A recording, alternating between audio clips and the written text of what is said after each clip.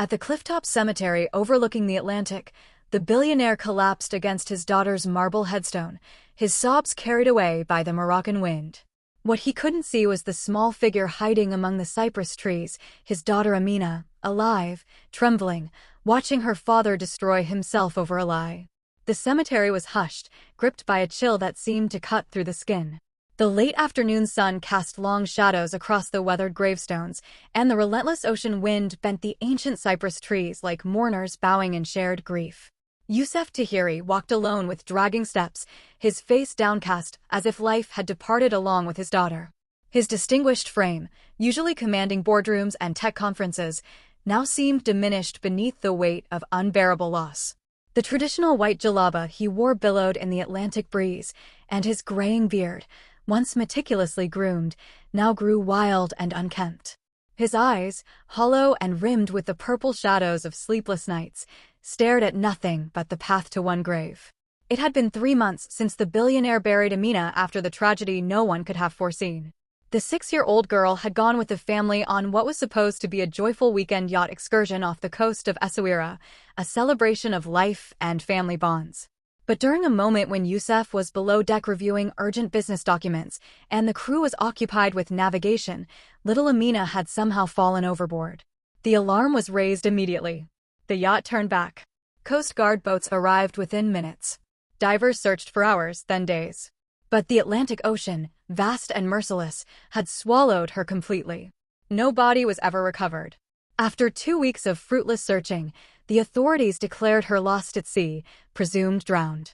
Youssef didn't question it. How could he? He had built a $3 billion fintech empire on data, logic, and calculated risk. But no amount of wealth or intelligence could change the fact that his daughter had vanished into the waves. Drowned in grief, he accepted what everyone told him because the alternative, that she might still be suffering somewhere, was too horrific to contemplate. Since then, he survived on the almost sisterly devotion of Ghislaine, his older sister, who visited daily with home-cooked meals and sweet mint tea, constantly reminding him that Allah's will was mysterious but purposeful. And on the steady support of Driss Benjaloun, his chief financial officer and business partner of 10 years, who repeated every day, "I'll handle the company operations. You just focus on healing." "I'm with you, brother. We all are." Kneeling before the gravestone, Youssef let the weight of it all crush him at once. The white marble was still pristine, having weathered only 3 months of salt air. He ran his weathered fingers over the cold Arabic inscription, murmuring between sobs, "Amina Tahiri. Beloved daughter. The ocean took you too soon. How am I supposed to find peace, my daughter, when you're not here anymore?" The tears fell unchecked, disappearing into his beard and dropping onto the stone like a father's offering to a grave that held no body. He pulled a small silver bracelet from the pocket of his jalaba, the gift he'd given her on her last birthday. It was delicate, with a blue evil eye charm meant to protect her from harm. The irony nearly broke him. He held it as if it were her small hand, the one that used to grip his finger with such trust. "You promised you'd never leave Baba, remember? We made a pact at the beach. You said you'd always be my little sea star. And now I don't know how to breathe without you." His voice cracked, barely more than a whisper carried away by the wind. His shoulders shook with the force of his grief, and inside, a whirlwind of thoughts devoured him like sharks circling prey. What if I hadn't been reviewing those contracts? What if I'd been watching her? What if I'd heard the splash, dove in immediately? The guilt wouldn't leave him in peace. It stalked him through sleepless nights and haunted every moment of the day. He felt like a failed father, a man who'd conquered markets and disrupted industries, but couldn't protect the one he loved most. His chest burned with a fury as consuming as the ocean that had taken her. "I'd give everything, Amina. Every dirham, every property, every success. I'd give it all, strip myself to nothing if I could hold you one more time," he confessed, looking at the sky as if expecting an answer from heaven itself. The clouds moved indifferently overhead, and the ocean continued its eternal rhythm against the cliffs below. And it was precisely at that moment when the invisible happened. 20 yards behind a sturdy cypress tree, its trunk twisted by decades of coastal wind, Amina Tahiri was alive. The girl was painfully thin, her frame seeming even smaller than her 6 years. Her once lustrous dark curls were now tangled and matted, hanging limply around a face marked by 3 months of fear and isolation. Those large brown eyes, so much like her father's, brimmed with tears that she fought desperately to contain. The worn yellow dress she wore was the same one from the day of the drowning, now torn and stained, hanging off her small shoulders. Her feet were bare, scratched and cut from the rocky path she'd navigated to reach this place. Her fingers clung to the rough bark of the cypress tree while silent tears rolled down her hollow cheeks. Seeing her father like that, shattered and broken, was a torture no child should ever have to face. Every sob that escaped his lips was a knife to her heart. She took a trembling step forward, her bare foot scraping against a loose stone, and the small sound seemed thunderous to her terrified ears. She retreated immediately, swallowing a sob that threatened to burst from her throat. Her thoughts tumbled over each other in a chaotic spiral. Run to him. Hug him. Show him you're alive. Tell him you're here. No, I can't. If they find out I escaped, they might hurt him too. Aunt Ghislaine said they would. The dilemma crushed her with a weight far too heavy for such small shoulders. She wanted to scream, to announce her presence, to end his suffering, but she knew that a premature reunion could cost them both everything. From where she stood, partially hidden by the ancient tree, Amina could hear her father's broken voice repeating, "I promise you, daughter. I'll go on, even if I feel like I've already died inside. I'll honor your memory. I'll try to be the man you believed I was." With every word, the urge to reveal herself became unbearable. She bit her lips until she tasted the metallic tang of blood, trying to contain the impulse that threatened to override all reason. The love that bound them was so powerful it seemed impossible to resist, like fighting against the pull of the ocean itself. It was a connection forged in her first breath and strengthened through 6 years of bedtime stories, beach adventures, and the safety of being loved completely. Still, she stayed motionless, prisoner of a fear greater than her desperate longing for her father's embrace. As Yusuf rose with difficulty, his joints stiff from kneeling too long on the hard ground, he tucked the silver bracelet against his chest like a talisman, pressing it over his heart. His movements were slow, those of a man who'd aged a decade in 3 months. He stood before the grave for one final moment, his hand resting on the cool marble, then turned and walked away with the same dragging steps that had brought him there. Amina watched him go, her vision blurred by tears, her small body trembling with the effort of staying hidden. She closed her eyes and let another tear escape, tracing a path down her dirty cheek. The world was too cruel to allow father and daughter to reunite in that instant, and she, hidden in the tree's protective shadow, understood with heartbreaking clarity that she had to wait. The embrace would have to be postponed, even if it tore her apart inside, even if every cell in her body screamed against the separation.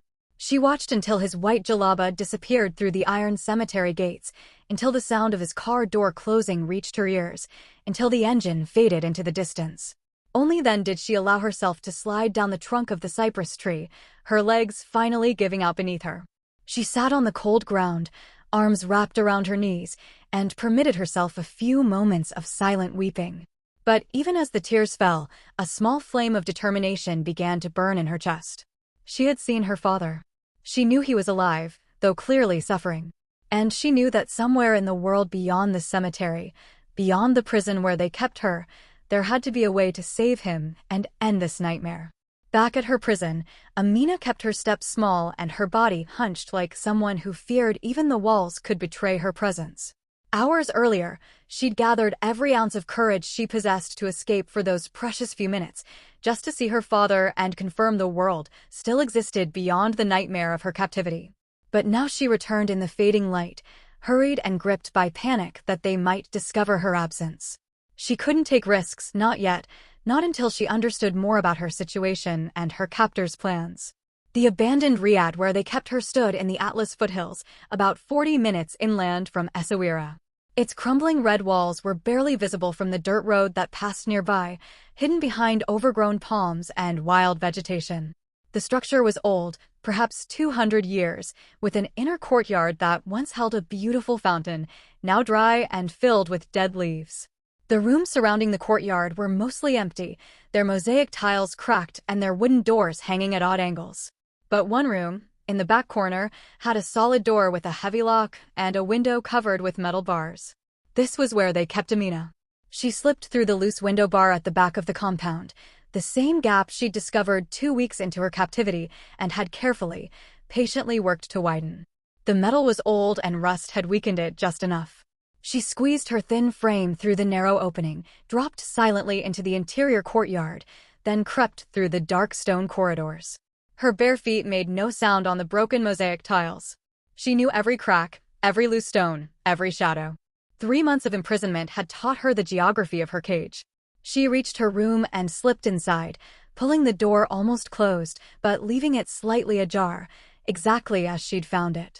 The worn mattress on the floor still bore the impression of her small body. The single barred window let in the last rays of daylight. A bucket in the corner served purposes she tried not to think about. This was the totality of her world, a space perhaps 3 meters by 4, with walls that had once been painted a cheerful yellow but now showed only peeling remnants of that happier time. Amina lay on the mattress, curling into herself, trying to make her breathing return to normal. Her heart still raced from the journey, from seeing her father, from the constant terror of being discovered. She'd been here for 3 months, 90 days that felt like 90 years. Since the day of the yacht trip when strong hands had grabbed her not from the water, but from the deck itself. She remembered rough fabric pressed over her mouth, a sickly sweet smell, then darkness. When she woke, she was here, in this room, with no explanation and no faces she could recognize. Until that moment, through all the long months of captivity, she'd never heard clear voices, never seen her captors' faces clearly. They were always shadows moving beyond her door, figures backlit so their features remained obscured. They fed her once daily, pushing a tray through a slot in the door. Bread, olives, sometimes fruit, always water. Never speaking to her directly, never acknowledging her questions or her tears. Her life had shrunk to this silence and fear, to days that blurred together and nights filled with nightmares of drowning, even though she'd never actually touched the water that day. She still didn't know who her kidnappers were or why they'd taken her. But tonight, she sensed with a child's intuition, everything would change. The atmosphere in the riad felt different. There was an energy in the air, a tension she couldn't name but could feel in her bones. She lay on the worn mattress, eyes squeezed shut, pretending to sleep. The dark room felt like an airless tomb as the last light faded from the barred window. She forced her breathing to stay slow and even, a skill she'd developed over these long months. Her ears, however, remained alert, catching every sound that filtered through the old walls. And then she heard it. Laughter. Voices. Muffled conversation drifting from somewhere deeper in the riad, from the main room that she'd never been allowed to enter. Her heart began to race. She sat up slowly, every movement careful and deliberate, as if even the mattress beneath her might betray her wakefulness. She slid her bare feet across the cold stone floor, feeling the grit and dust between her toes, and approached the door. It was slightly ajar, just as she'd left it. Through the narrow gap, yellowish lamplight from the living area filtered into the corridor. She could see the glow dancing on the opposite wall, could hear the voices more clearly now. She drew closer, pressing her small body against the doorframe, and the words she heard made her blood turn to ice. But she couldn't yet make out what they were saying, only that the tone was celebratory, almost triumphant. Glasses clinked. Laughter rose and fell. And beneath it all, 2 voices, one female and refined, one male and confident, speaking in a language she wasn't supposed to understand. Amina held her breath and listened, every muscle in her body tense, knowing somehow that her life and her father's life were about to change forever based on whatever she heard next. The yellowish light flickered. The voices continued. And in that moment, hidden behind her door in an abandoned riad in the Atlas foothills, a 6-year-old girl prepared to learn the truth that would either save them both or condemn them forever. The door to her room remained slightly ajar, exactly as Amina had left it when she returned from the cemetery. Through the narrow gap, the yellowish lamplight from the main living area created dancing shadows on the corridor wall. She pressed herself against the doorframe, her small body trembling, and focused every sense on the voices drifting through the old riad. The laughter had subsided into conversation, and now she could hear words, clear and distinct, spoken in a language her captors didn't know she understood. A woman's voice cut through the silence, refined and elegant, the kind of voice that commanded respect in boardrooms and social gatherings. It was speaking French first, then switched seamlessly into Darija, the Moroccan Arabic dialect that Amina's nanny had secretly taught her over the years. Her father had wanted her to learn only formal Arabic and French for business, but her nanny, dear old Lala Fatima, had whispered the language of the streets and souks into her ear during their private moments, saying every Moroccan child should know the tongue of her people. 3 months, Driss. Can you believe it has been 3 months already? The woman's voice was almost dreamy, savoring each word. No one suspects a thing.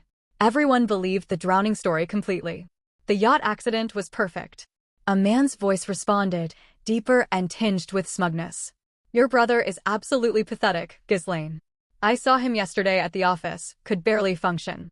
Crying at that grave like a broken animal. If he only knew his precious Amina was alive and well, locked up right here. The name hit Amina like a physical blow. Ghislaine. Her Aunt Ghislaine.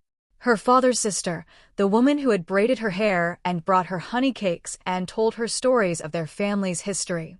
The aunt who attended every birthday party, who called her my little jewel and promised to always protect her. That Ghislaine. Amina's hands flew to her mouth, pressing hard against her lips to prevent any sound from escaping. Her whole body went rigid with shock, her mind struggling to process what her ears had just heard. The man had said another name too. Driss.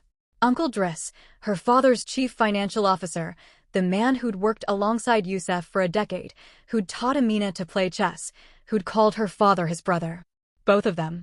Together. Here. Let him cry, Ghislaine continued, and now her voice carried a cruel edge that Amina had never heard before, like a blade hidden beneath silk. Meanwhile, the poison works beautifully. Every cup of mint tea I prepare for him, every single one, brings him closer to death. I've been so careful with the dosage, just enough digitalis to weaken his heart gradually. The doctors will eventually call it grief-induced heart failure.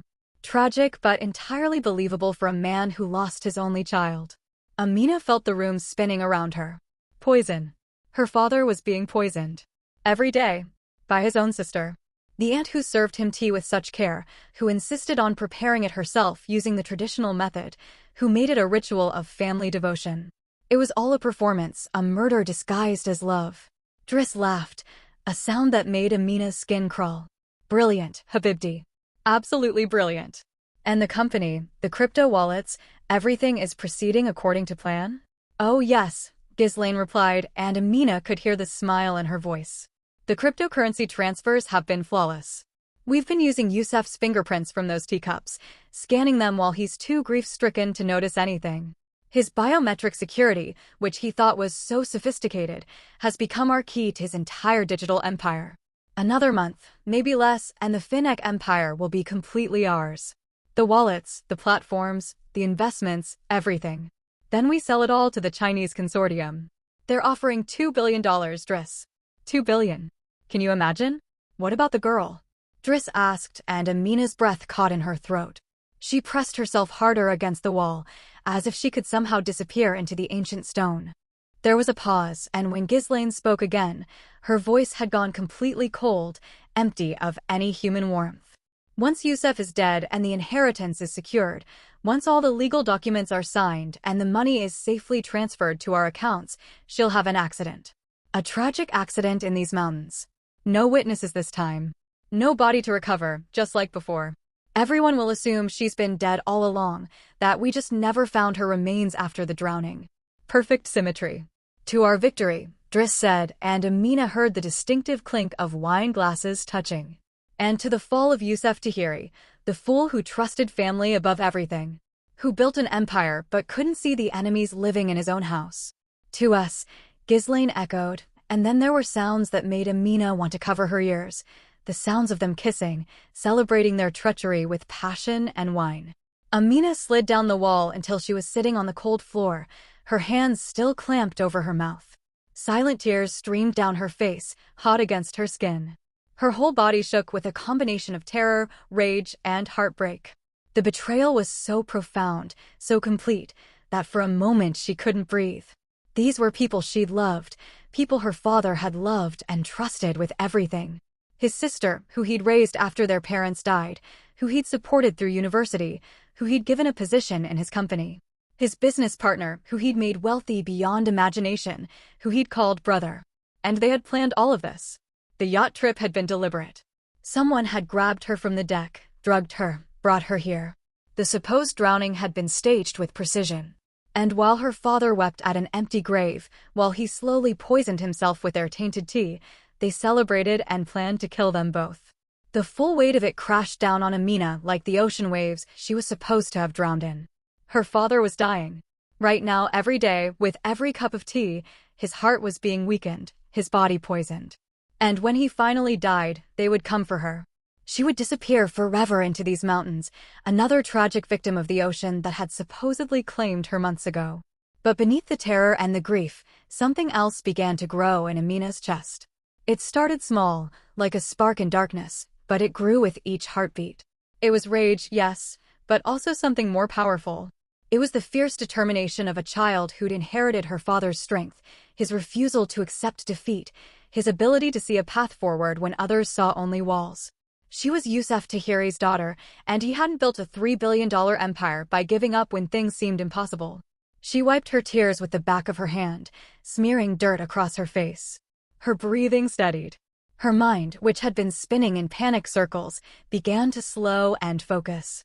She was 6 years old, trapped in a riad in the Atlas foothills, with no phone and no money and no obvious way to reach her father before the next cup of poisoned tea. But she knew the truth now. She knew who the enemies were. She knew what they planned. And that knowledge, terrible as it was also a weapon. Amina remained on the floor for a long time, listening as the voices in the other room gradually quieted. She heard Ghislaine and Driss moving toward the back of the riad, toward what must be their bedroom, their footsteps and laughter fading into the distance. She waited until the riad fell completely silent except for the wind moving through the broken tiles of the roof and the distant sound of night birds calling in the darkness. Then, moving with the careful silence she'd perfected over 3 months of captivity, she rose and went to the window. The metal bars cast shadows across her thin frame. Beyond them, she could see the rocky landscape of the foothills, dark shapes against a slightly lighter sky. The moon was a thin crescent, offering little light but enough to see by if you knew where you were going. She had to escape. Not just for a few hours like today, but permanently. She had to reach her father before the poison killed him. And she had to do it in a way that wouldn't alert Ghislaine and Driss, because if they knew she'd overheard their plans, they might accelerate everything. They might poison her father immediately, or move her to a place where she could never escape. Amina went to the loose bar on the window, the one she'd been working on since she discovered it. She gripped it with both small hands and pulled, testing it. Over the past weeks, she'd carefully, patiently loosened it, working the rust and the weak mortar until it moved in its socket. Now, with her new urgency, she pulled harder. The bar shifted, creating a gap just wide enough for her thin body to squeeze through if she tried hard enough. But she couldn't go now, not in the middle of the night with no plan and no idea how to navigate 40 minutes of mountain roads to reach civilization. She needed to think. She needed to be smart about this, the way her father had taught her to be smart about everything. Amina moved away from the window and sat on her mattress. In the darkness, she forced herself to think clearly, to plan like the businesswoman her father had always jokingly said she'd become. She knew Ghislaine and Driss thought she was helpless, just a frightened child who didn't even understand Darija. That was her advantage. They didn't know she'd heard everything. They didn't know she'd already escaped once today. They didn't know she was capable of anything beyond crying and waiting to be rescued. The plan formed slowly in her mind. Tomorrow morning, they would bring her breakfast through the door slot like always. She would eat it to keep her strength up.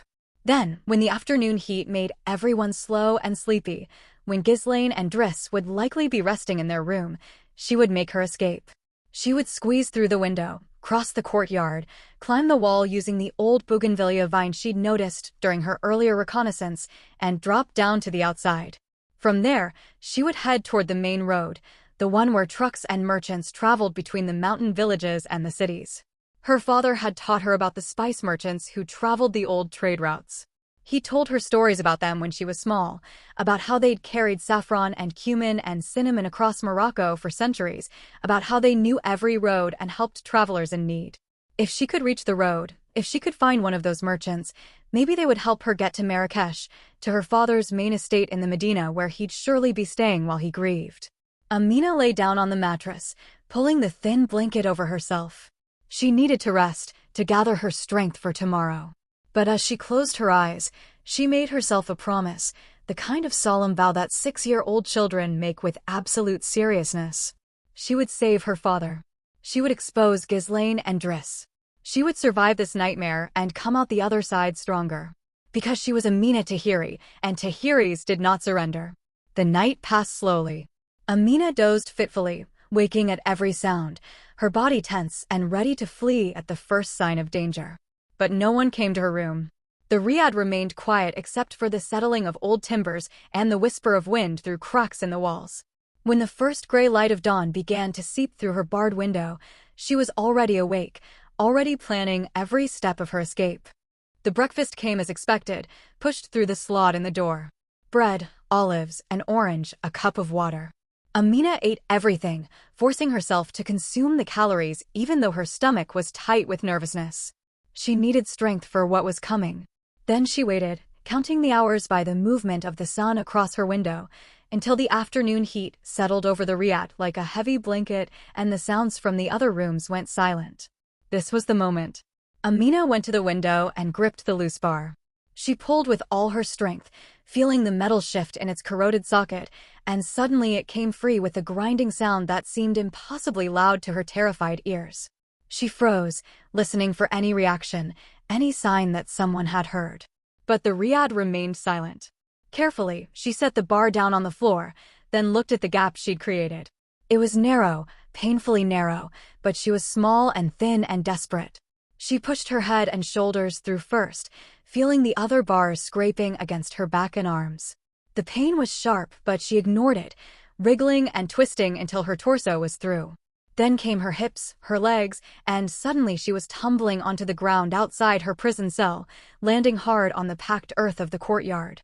She lay there for a moment, stunned, hardly believing she'd actually made it. But there was no time to celebrate. Amina scrambled to her feet and ran across the courtyard toward the outer wall. The old bougainvillea vine she'd spotted before grew thick against the crumbling red stones, its thorny branches creating a natural ladder. She grabbed hold of it, ignoring the thorns that tore at her hands and bare feet, and began to climb. The vine creaked under her weight, but held. Hand over hand, foot over foot, she pulled herself up until she reached the top of the wall. From there, she could see the landscape spreading out before her. Rocky hills covered in scrub brush, a dirt road winding through the valley below, and in the far distance, the hazy shapes of mountains rising against the afternoon sky. She could also see how far she had to fall on the other side of the wall. It was higher than she'd thought, perhaps twice her height. But there was no other way. Amina took a deep breath, whispered a quick prayer that Lala Fatima had taught her, and jumped.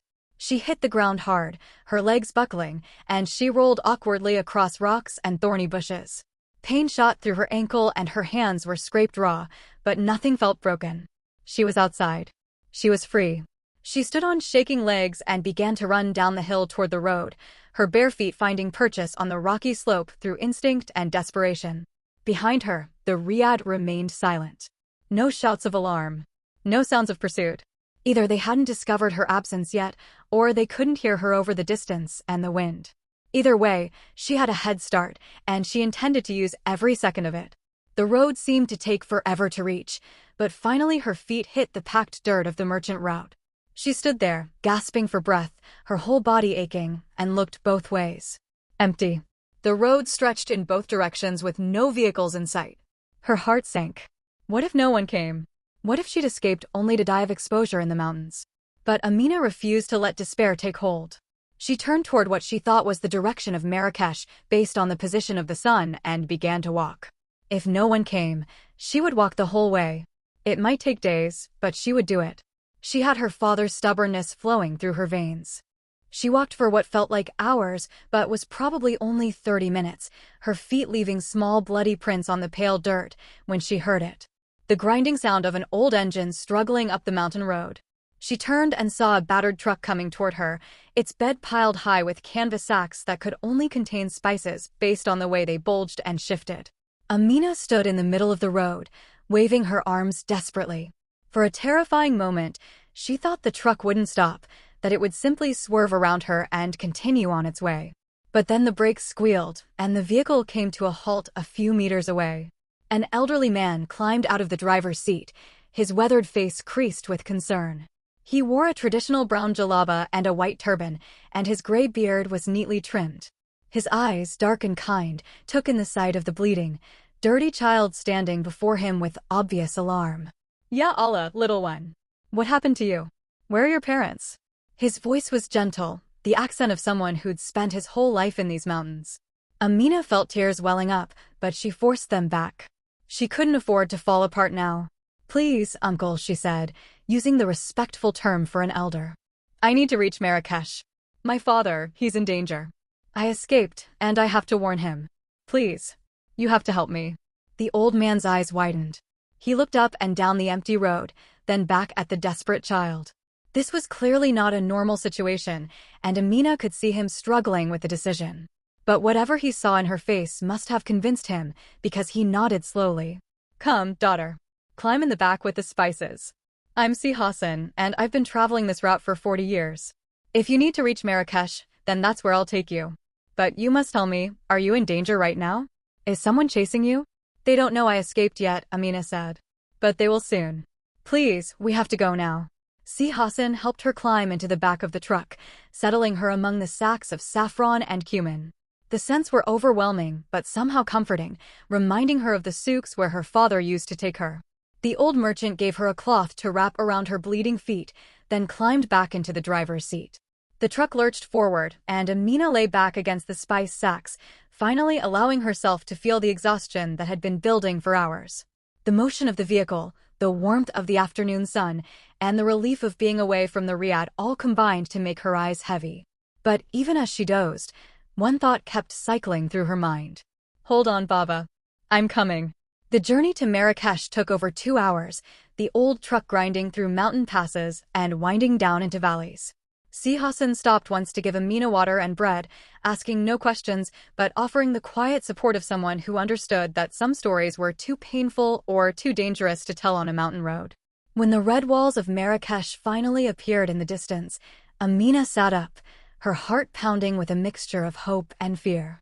Si Hassan navigated through the increasingly crowded streets until they reached the Medina, the old city where the wealthiest families kept their traditional riads.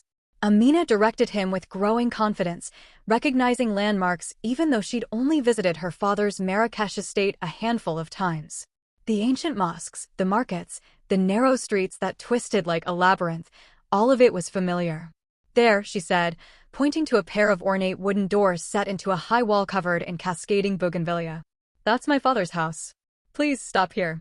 Si Hassan pulled the truck to the side of the narrow street and helped Amina down.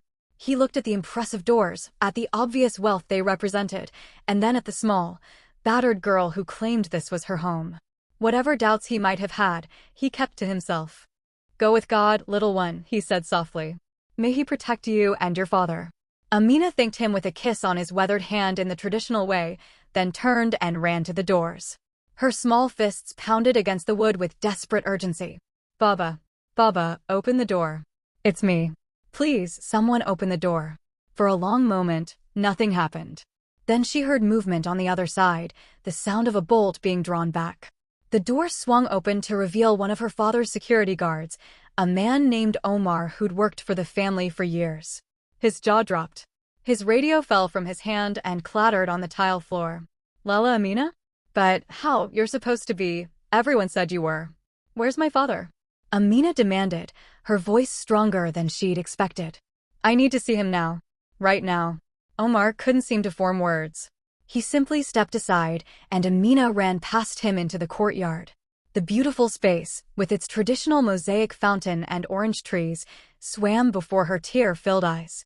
She heard shouting from inside the house, the sound of people running, and then a figure appeared in the doorway of the main room. Yusuf Tahiri stood there in simple houseclothes, his face haggard and thin. The poison had clearly been taking its toll. His eyes, those dark eyes so like her own, were sunken and rimmed with exhaustion. His hands gripped the doorframe as if he needed it for support. And when he saw his daughter standing in the courtyard, alive and real and looking at him with desperate hope, he froze completely. Time seemed to stop. The world held its breath. And then, in a voice that was barely more than a broken whisper, Yusuf said the name he'd been sobbing at a grave for 3 months.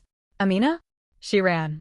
Her small legs carried her across the courtyard tiles, her bare feet slapping against the stone, and she threw herself at her father with all the force of 3 months of separation and fear and desperate love. The collision nearly knocked him over. His arms came around her automatically, and he dropped to his knees, clutching her to his chest. The embrace was everything Amina had dreamed of during those long nights in captivity. It was safety and home and love all compressed into one moment. Yusef's whole body shook with sobs, and she could feel his tears falling into her tangled hair. He held her so tightly it almost hurt, as if he was afraid she might disappear again if he loosened his grip even slightly. My daughter. My daughter. Allah have mercy, my daughter. The words came out in a broken stream, Arabic and French mixing together. Yusef pulled back just enough to look at her face, his hands cupping her cheeks, touching her as if to confirm she was real and solid and not some cruel hallucination brought on by grief and poison. You're alive. You're here. How's this possible? The yacht, the ocean, they searched for weeks. Around them, the household was in chaos. Security guards spoke urgently into radios. The housekeeper, an old woman who'd known Amina since birth, stood in the doorway weeping. Neighbors were gathering at the courtyard entrance, drawn by the commotion. But Amina only had eyes for her father. Baba, listen to me, she said urgently, gripping the front of his shirt with her small hands. You have to listen. It wasn't an accident. None of it was real. The drowning, everything, it was all planned. Yusef stared at her, confusion mixing with joy on his haggard face. What are you saying, Habibti? I don't understand. What do you mean it was planned? The words tumbled out of Amina in a desperate rush. It was Aunt Ghislaine and Uncle Driss. They took me from the yacht. They've been keeping me prisoner in a riad in the mountains. I escaped today and I came straight here because, Baba, you have to stop drinking the tea. The mint tea Aunt Ghislaine makes for you. It's poisoned. She's been poisoning you for 3 months. She's trying to kill you. Yusef went absolutely still. His hands, which had been stroking her hair, froze in mid-motion. The color, what little remained in his face, drained completely away. Ghislaine? My sister? No, Habibti, you must be confused. You've been through trauma. Ghislaine has been taking care of me, she wouldn't. I heard them, Baba. Amina's voice was fierce now urgent. Last night, I heard them talking. They didn't know I was awake. They were celebrating, drinking wine, talking about how the poison was working, how they're stealing your cryptocurrency using your fingerprints from the teacups. They're planning to sell the whole company to Chinese investors. And once you're dead and they have the money, they're going to kill me too. Make it look like I was never found after the drowning. The words hung in the air between them. Yusef stared at his daughter, and she watched as understanding began to dawn in his eyes. She saw him thinking back over the past 3 months, reviewing every cup of tea his sister had insisted on preparing personally, every moment of weakness he'd attributed to grief, every time Driss had pushed him to sign documents without his usual careful review. The pieces were falling into place, creating a picture so ugly and so treacherous that it seemed impossible. But the evidence was kneeling right in front of him. His daughter, who was supposed to be dead, bleeding and dirty and desperate to save his life. Yusef's face transformed. The grief and confusion burned away, replaced by something terrible and fierce. He stood abruptly, pulling Amina up with him, and his voice when he spoke was no longer that of a broken man, but of the billionaire who'd built an empire through intelligence and ruthless determination. Omar, he barked at the security guard who still stood frozen in shock. Lock down this estate. No one enters or leaves without my personal authorization. And bring me my phone immediately. We need to make some very important calls. Amina felt her father's arms tighten around her protectively. You're safe now, my heart. And they will pay for every tear, every nightmare, every single moment they stole from us. I promise you that. But even as relief flooded through her, Amina understood that this was only the beginning. Ghislaine and Driss were powerful, connected, and they believed they'd won. Exposing them would require proof, strategy, and careful planning. She looked up at her father and saw the same understanding in his eyes. This was war, and they needed to be smart about how they fought it. Baba, she said quietly. If they find out I escaped, if they know I told you everything, they might run. Or they might try to destroy all the evidence. We have to be careful. We have to think about this. Yusef looked down at his daughter, this 6-year-old child who'd survived 3 months of captivity and had the presence of mind to think about strategy even now, and something like pride mixed with his rage. You're right, he said. You're absolutely right. Come, let's go inside. We need to clean your wounds, get you food and rest, and then we're going to plan exactly how to destroy them. He lifted her into his arms, and for the first time since the yacht trip, Amina felt truly safe. As her father carried her toward the house, she rested her head on his shoulder and allowed herself to finally believe that the nightmare might actually end. But she also knew that the hardest part was still to come. Proving the conspiracy, protecting themselves from further attacks, and making sure that Ghislaine and Driss faced justice for everything they'd done. Inside the house, Youssef took Amina to his private study, a room lined with books and filled with the smell of leather and old paper. He set her gently on a cushioned divan and called for the housekeeper to bring medical supplies, food, and clean clothes.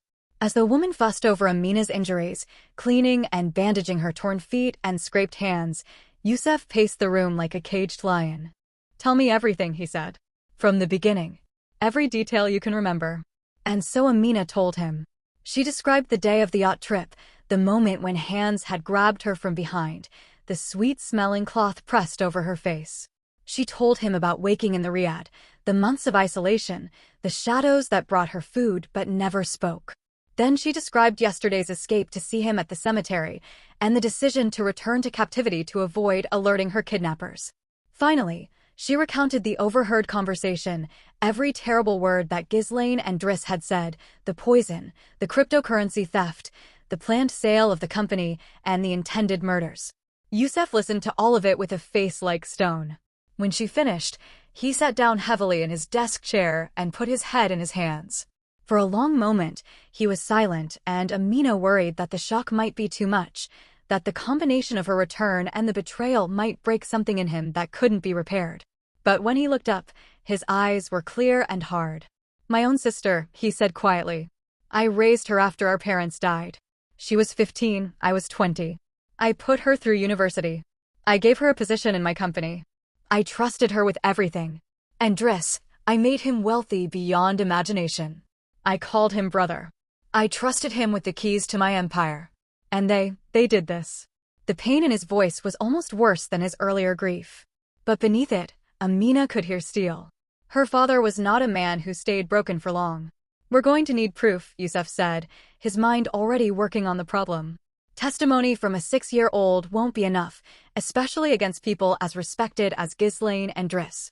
We need evidence. We need to catch them in the act, on camera, with witnesses who can't be dismissed." Amina watched as her father's fingers drummed on the desk, a habit she recognized from watching him solve business problems. Then his eyes lit up with an idea that was either brilliant or insane or both. "What if," he said slowly, "what if I died?" Amina's heart stopped. "What?" "Not really," Youssef clarified quickly. "But what if I staged my death? Made it look like the poison finally worked?" They'd celebrate. They'd move forward with their plans without any caution because they'd think they'd won. And in their confidence, they'd reveal everything, sign documents, transfer assets, all of it on record where we could capture it. It was risky. It was complicated.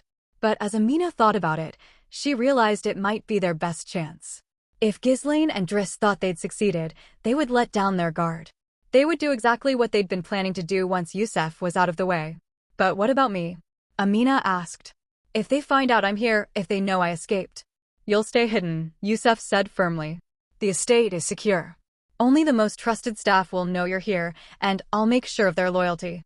To the outside world, you're still missing, still presumed drowned. Let them think they got away with everything." The plan began to take shape over the next hours. Youssef made careful phone calls to people he absolutely trusted, his personal doctor who'd been with him for 20 years, his head of security, his oldest friend from university who was now a judge, his tech team who understood cryptocurrency and digital forensics. Each person was brought into the conspiracy carefully, their loyalty tested, their discretion assured. Slowly, methodically, they built the framework for the most elaborate sting operation that Moroccan business circles had ever seen. 2 weeks, Youssef decided. "I'll give it 2 weeks of appearing to deteriorate, getting weaker from the poison, and then I'll stage my death during the Eid celebration. All of Casablanca's elite will be there as witnesses. The funeral will be massive, public, impossible to question. And then we wait and watch as they reveal themselves." During those 2 weeks, Amina stayed hidden in the Marrakesh estate. It was strange, living like a ghost in her own father's house, but she understood the necessity. She spent her days recovering physically, eating proper meals until her thin frame began to fill out, sleeping in a real bed for the first time in months. But she also spent time with her father, planning every detail of their revenge, discussing what evidence they'd need and how to capture it. Youssef, for his part, returned to his normal life, but continued the performance of a man being slowly poisoned. He accepted Ghislaine's tea with hollow thanks, then secretly disposed of it. He allowed himself to appear weaker, more confused, signing documents that Driss put before him, but which his legal team had already reviewed and deemed harmless. He played the role of a dying man with an actor's skill, and Ghislaine and Driss never suspected a thing. Meanwhile, Youssef's tech team had installed hidden cameras throughout his offices and home, capturing every interaction with the conspirators. They tracked the cryptocurrency transfers, building an ironclad digital trail that showed exactly how much had been stolen and where it had gone. They recorded phone calls between Ghislaine and Driss, capturing them discussing their plans with increasing arrogance as they thought victory was assured. The day came when Youssef staged his dramatic collapse. It was during the Eid al-Fitr celebrations at the Hassan II Mosque in Casablanca, one of the largest and most beautiful mosques in the world. Thousands of people were gathered for prayers, including every major figure in Moroccan business and government. In the middle of the service, Youssef clutched his chest, gasped, and fell to the marble floor.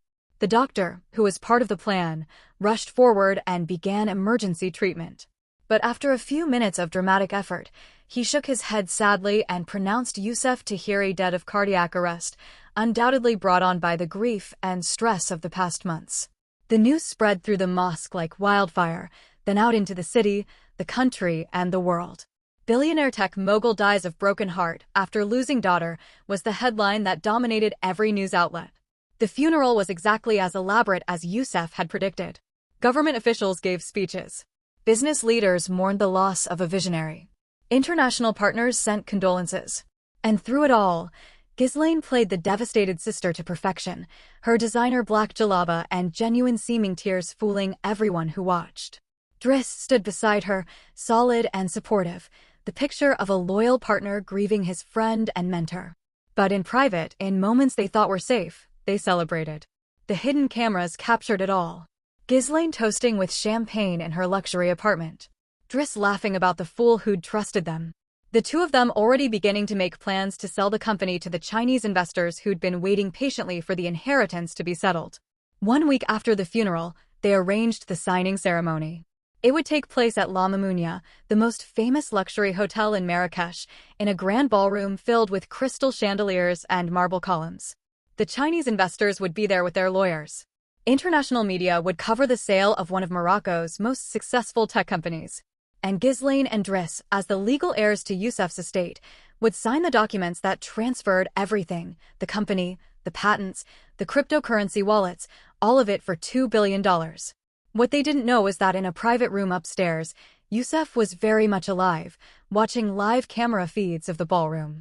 And beside him, dressed in clean clothes with her hair brushed and braided, was Amina, ready to reveal herself to the world. The ballroom was magnificent, filled with perhaps 200 people, all dressed in expensive suits and traditional formal wear.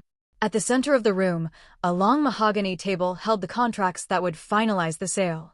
Ghislaine and Driss sat on one side, looking confident and poised. The Chinese investors sat on the other, their lawyers shuffling papers. Camera crews from Al Jazeera and other networks positioned themselves for the best shots. This was the kind of international business deal that made headlines. The ceremony began with speeches. Ghislaine spoke movingly about her brother's legacy and how painful it was to let go of his life's work, but how she believed the sale honored his memory by ensuring the company would continue to thrive under new leadership. Her voice broke at all the right moments. Some people in the audience wiped tears from their eyes. She was a masterful performer. Then it was time for the actual signing. The lawyers placed the contracts before Ghislaine and Driss. Expensive pens were produced. Cameras zoomed in to capture this historic moment. Ghislaine lifted her pen, a slight smile playing at the corners of her mouth, and prepared to sign her name. The doors to the ballroom burst open with a sound like an explosion. Every head in the room turned. And there, Backlit by the hallway lights so that for a moment they seemed almost supernatural, stood Yusuf Tahiri in a traditional white jalaba, very much alive, holding the hand of his daughter Amina, who was also very much alive. The silence that followed was absolute. It was as if every person in the room had forgotten how to breathe. Ghislaine's pen froze above the contract. The smile on her face became a rictus of shock. Driss half rose from his chair, his face going from confident to pale to gray in the space of seconds. Someone dropped a glass. The sound of it shattering seemed impossibly loud. Then the ballroom erupted. Shouts of disbelief. Camera crews surging forward. People standing, sitting, frozen in confusion. And through it all, Yusuf walked slowly down the center aisle, his daughter's hand firmly in his, heading directly for the table where his would-be murderers sat paralyzed. For 3 months, Yusuf's voice rang out, cutting through the chaos like a blade. The world mourned my death. For 3 months, you all believed my daughter had been taken by the ocean in a terrible accident. But it was all a lie. A carefully orchestrated lie designed by the woman I called sister and the man I called brother. He reached the table and looked directly at Ghislaine. Her face had lost all color. She tried to speak, her mouth opening and closing, but no sound came out. They planned every detail, Yusuf continued, his voice filled with barely controlled fury. The fake drowning. The kidnapping of my daughter, who they kept prisoner in the mountains for 3 months. And while the world watched me weep at an empty grave, they poisoned me slowly, day by day, with digitalis hidden in mint tea. They wanted it to look like my heart had failed from grief. And then, once I was dead, they planned to kill Amina too and take everything. The gasps from the audience were audible now. Journalists were speaking rapidly into their microphones.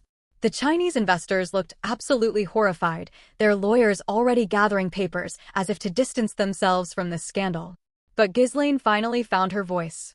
"This is insane," she said, her voice high and thin. "This is some kind of trick. Yusuf, you're clearly not well. The grief has affected your mind. And that child, whoever she is, this is manipulation." Driss stood abruptly, backing away from the table. "It's her. That woman, she's behind everything. I had nothing to do with it." But Yusuf simply raised his hand, and on cue, enormous screens positioned around the ballroom flickered to life. And there, in high definition, the entire room watched as Ghislaine and Driss toasted each other with wine, celebrating the success of their plan.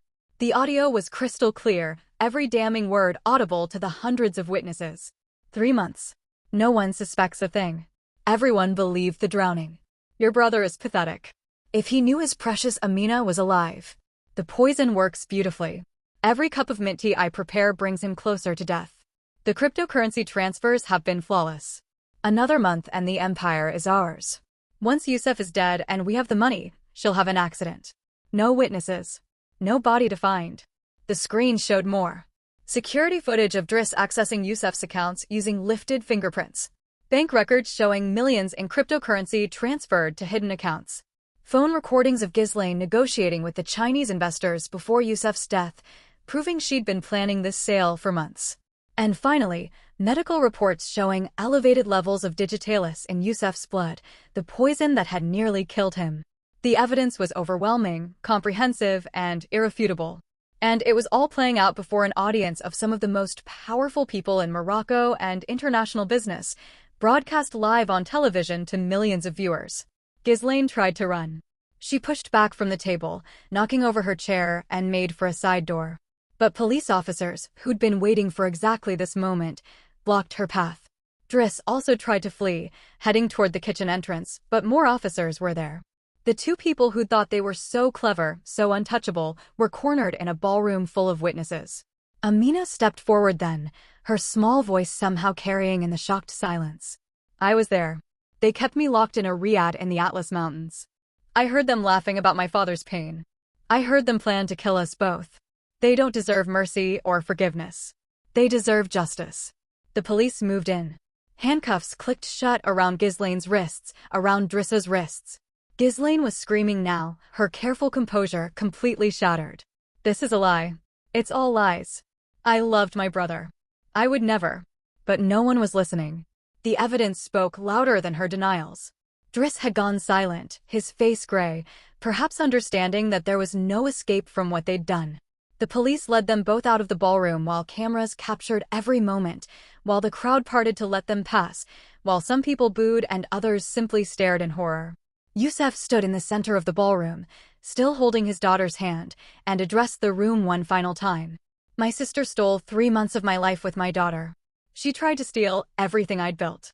She would have succeeded if not for this brave girl who survived captivity, who escaped to save my life, who had the courage to expose the truth. Today, justice has been served. And I want everyone who's watching to understand this.